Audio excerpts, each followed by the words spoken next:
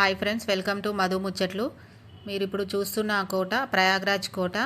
మనకి ఈ ప్రయాగ్రాజ్ కోట దగ్గర ఒక అద్భుతమైన ఆలయం కలదు.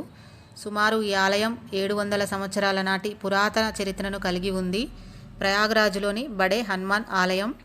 ఈ ఆలయం ప్రయాగ్రాజ్లోని త్రివేణి సంగమం గంగా, యమున, సరస్వతి నదుల సమీపంలో ప్రయాగ్రాజ్ కోట దగ్గర ఉంది. వర్షాకాలం వస్తే సగం వరకు టెంపుల్ ఈ గంగా నదిలో మునిగిపోతుందంట.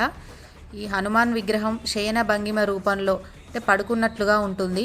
ఇప్పటి వరకు మనం కూర్చున్న హనుమాన్ టెంపుల్ కానీ, నిలబడిన హనుమాన్ని కానీ అనేక ఆలయాల్లో మనం దర్శించుకొని ఉన్నాము. కానీ ఇక్కడ ప్రత్యేకత ఏమిటంటే హనుమంతుడు శయన రూపంలో, అంటే పడుకున్నట్లుగా మనకి దర్శనం ఇస్తాడు.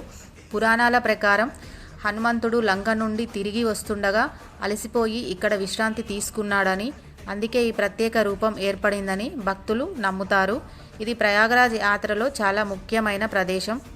కుంభమేళా సమయంలో లక్షలాది మంది ప్రజలు ఇక్కడికి వస్తూ ఉంటారు. గంగా స్నానానికి వచ్చేవారు తప్పనిసరిగా ఈ ఆలయాన్ని సందర్శిస్తారు. గంగా నదిలో పుణ్యస్నానం ఆచరించి ఈ హనుమంతుణ్ణి దర్శించుకుంటేనే స్నాన ఫలితం దక్కుతుందని అక్కడ భక్తుల నమ్మకం. రామభక్త హనుమంతుడు ప్రతి ఒక్కరికి ఇష్టమైన దైవం. ఈ అద్భుత దేవాలయం మంగళ, శనివారాల్లో చాలా రద్దీగా ఉంటుంది. బజరంగ బలిని ఆరాధించడం ద్వారా వ్యక్తి జీవితంలో అన్ని కష్టాలు తొలగిపోతాయని, అనేక విషయాల్లో ప్రయోజనాలు ఉంటాయని భక్తులు బలంగా నమ్ముతారు.